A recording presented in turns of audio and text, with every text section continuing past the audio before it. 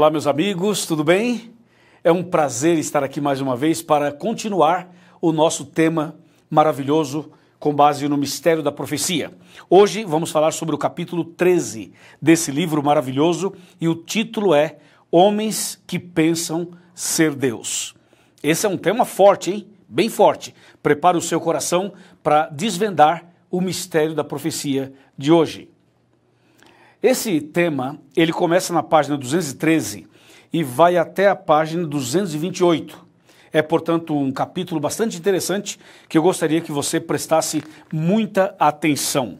Eu quero ler aqui um trechinho da página 215, que fala assim: a grande mentira do tempo do fim seria tão capciosa que até o povo escolhido de Deus ficaria seriamente tentado a acreditar nela.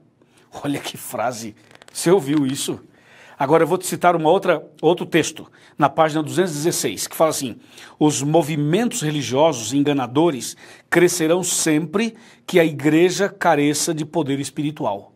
Uau! Isso aqui também é power, é forte, não é? Mais uma passagem interessante, página 219, fala assim: uma crença errônea, contínua ou continua sendo errônea. Uma crença errônea continua sendo errada, certo? Não importa o quanto você creia nela com sinceridade. Você pode ser sincero, mas se a crença estiver errada, vai continuar errada. Você pode ser sincero, mas a crença está errada. Gostei dessa citação, você não gostou não? Página 219, marca aí, depois confere, vou ler de novo. Uma crença errônea continua sendo errada. Não importa o quanto você creia nela com sinceridade. Essa é boa, né? É boa essa, né? Então anota aí, guarda no seu coração e fale para os seus amigos, ok? Bom, agora que nós temos o livro em mãos, os detalhes todos, nós fizemos já algumas citações, eu vou agora para a Palavra de Deus, a Bíblia Sagrada. Bom, hoje você vai saber os homens que pensam ser Deus. Vamos abrir a Bíblia em Mateus capítulo 24, vamos considerar aqui o versículo de número 4, que diz assim: e Jesus respondeu, vede que ninguém vos engane, verso 5, porque muitos virão em meu nome dizendo, eu sou o Cristo, e a muitos enganarão. Então Jesus estava dizendo que o engano faria parte dos sinais do fim. Ou seja, pessoas dizendo que são cristos ou que são profetas, quando na verdade são falsos profetas e falsos cristos, apareceriam no tempo do fim. Esta, portanto, é uma das cenas mencionadas na Bíblia que indicam que nós realmente estamos no tempo do fim. Agora, tem um texto aqui muito mais contundente, muito mais forte, que amplia essa ideia de Mateus capítulo 24. Hoje no mundo existem vários homens, várias pessoas que se declaram Cristo, sabia? São vários, alguns chegam a dizer mais de 13. Tem mais que aparecem por aí. Em Brasília tem um, em São Paulo tem outro, nos Estados Unidos tem mais de um e na Europa também tem. Ou seja, por vários lugares aí aparecem pessoas dizendo assim, eu sou o Cristo, ou eu sou um profeta de Deus, ou eu sou uma profetisa de Deus, ou eu sou não sei o que de Deus. E muitas vezes essas pessoas, elas fazem profecias que não estão de acordo com a Bíblia, não tem uma coerência bíblica. Porque a vida do profeta tem que estar de acordo com a Bíblia. A vida de uma pessoa que se coloca como um representante de Deus precisa estar de acordo com a palavra de Deus. Não somente a vida, mas também as suas crenças e também as suas profecias. Se não estiver de acordo com a palavra de Deus, é falso. E Jesus chamou atenção para falsos profetas e falsos cristos. Como, por exemplo, Mateus 24, verso 24, que diz assim: ouça isso com bastante atenção. Porque surgirão falsos cristos e falsos profetas, operando grandes sinais e prodígios, para enganar, se possível, os próprios eleitos. Percebeu? Ou seja, os falsos cristos e falsos profetas seriam capazes de realizarem coisas extraordinárias, milagres, coisas incríveis. Para quê? Para enganar as pessoas. Agora, nós vamos entrar numa parte do tema que, na minha opinião, é a parte mais importante e mais forte. Prepare o seu coração. Prepara aí, porque lá vai. Apocalipse 13, versos 13 e 14. Diz assim: também opera grandes sinais, de maneira que até fogo do céu faz descer a terra, diante dos homens. Seduz os que habitam sobre a terra, por causa dos sinais que lhe foi dado executar diante da besta, dizendo aos que habitam sobre a terra que façam uma imagem à besta, aquela que, ferida a espada, sobreviveu. Bom, você não entendeu nada, né? Então vamos para o verso 11 e para o verso 12, que aí sim vai abrir nossa mente. Verso 11. Vi ainda outra besta emergir da terra. Possuía 2 chifres, parecendo o cordeiro, mas falava como o dragão. Exerce toda a autoridade da primeira besta e faz com que a terra e os seus habitantes adorem a primeira besta, cuja ferida mortal fora curada. Meu amigo e minha amiga, a segunda besta do Apocalipse tem 2 características bastante importantes para entendermos o tema de hoje.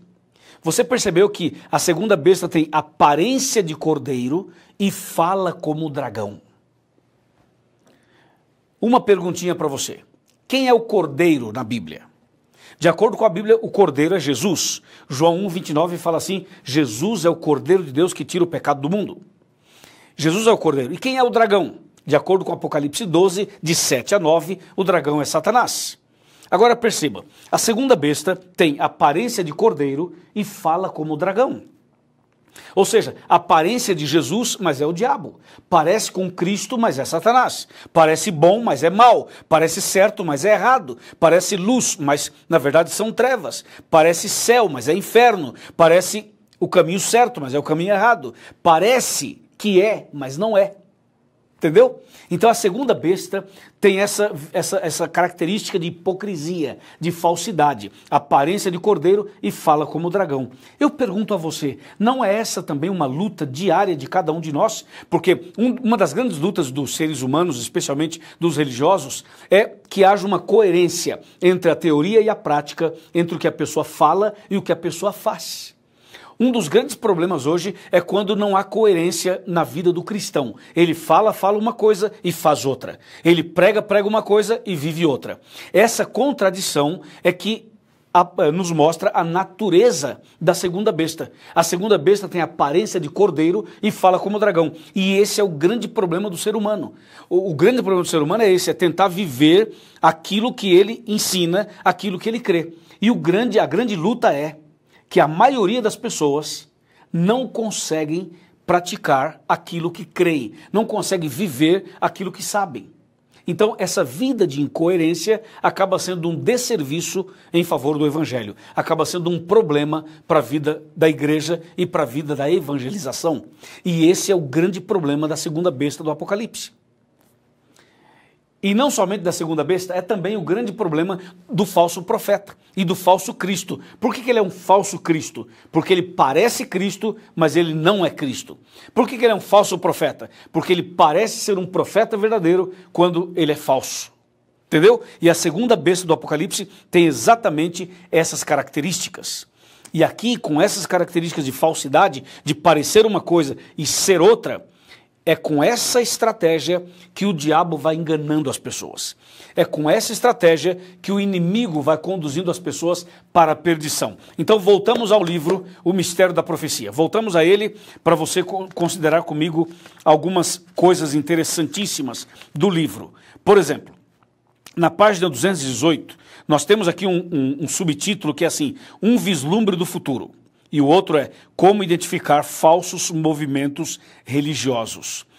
Eu recomendo, atenção, eu recomendo a você que leia a página 218, a página 219, que fala do valor da sinceridade, da transparência, da verdade, e que você leia também até a página 223 para tirar essa conclusão desse aspecto que eu estou mencionando para você.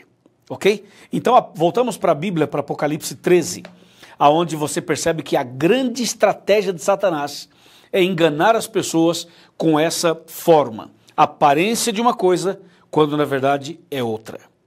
E isso é tão forte, mas tão forte, que vai ser com esse engano que o diabo vai levar muita gente à perdição. Ou você acha que o diabo é tonto? de chegar assim e falar assim, oi, eu sou o diabo, e eu vim aqui levar você para o inferno. Você acha que o diabo vai fazer isso? Claro que não. Você acha que o diabo vai colocar uma placa na frente de uma casa noturna, ou de uma casa de drogas, e falar assim, casa de drogas, entre e perca a sua vida? Lógico que não, porque ninguém vai entrar. Então o diabo ele usa essa estratégia. Ele põe uma fachada, ele põe uma aparência, ele põe alguma coisa que seja visível e que seja atraente, e depois ele coloca ali o veneno, depois ele coloca a mentira. Ou seja, o grande lance é misturar verdade com mentira, o certo com o errado, o santo com o profano, para confundir as pessoas. É muito comum as pessoas falarem assim, onde falar de Deus para mim tá bom. Falou de Deus para mim tá bom. Não tá bom não, senhor. Não é assim que funciona não. Quer dizer, falou de Deus tá bom? Cuidado, hein? Porque o diabo também fala de Deus. Então nós não podemos ir nessa onda. Nós temos que seguir o que diz a palavra de Deus. Temos que seguir o cordeiro e não o dragão. E é com essa mistura do santo com o profano que o diabo estabeleceu um movimento religioso. Se você for para Apocalipse 17, você vai encontrar em Apocalipse 17 uma mulher, uma prostituta. E no livro do Apocalipse, mulher significa igreja. Entendeu? Então no Apocalipse você tem duas mulheres. Uma mulher no capítulo 12 e uma mulher no capítulo 17. A mulher do capítulo 12 é a igreja verdadeira. E a mulher do capítulo 17 é a igreja falsa. Mas as duas são mulheres, as duas são igrejas. Uma igreja de Deus, a outra do diabo. Por que o diabo criou e estabeleceu uma igreja? Porque a igreja é a forma que ele tem de mostrar uma aparência de coisas sagradas, de coisas boas, de coisas espirituais, quando por trás está o veneno do engano, da mentira, da falsidade. Deu para você entender? Então vem cá, presta atenção. O que você tem que fazer? O que nós temos que fazer? Nós temos que nos apegar à Bíblia.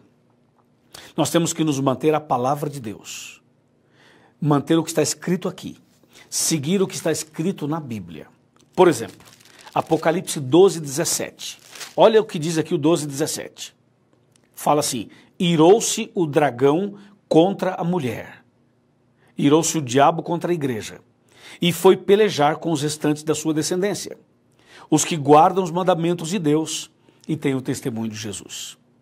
Então, você precisa seguir o caminho certo, a igreja certa, andar da maneira certa, com base na palavra de Deus, nos princípios dela. Guardar os mandamentos de Deus e ter o testemunho de Jesus. Dessa forma, você será mais feliz, mais abençoado e vai se preparar para a vida eterna. Amém? Entendeu? Você quer ser verdadeiro, você quer seguir o que diz a palavra de Deus, quer seguir os princípios da palavra de Deus, conforme diz aqui, quer fazer parte do povo de Deus, da igreja verdadeira, quer seguir os conselhos e as orientações de Deus através da Bíblia?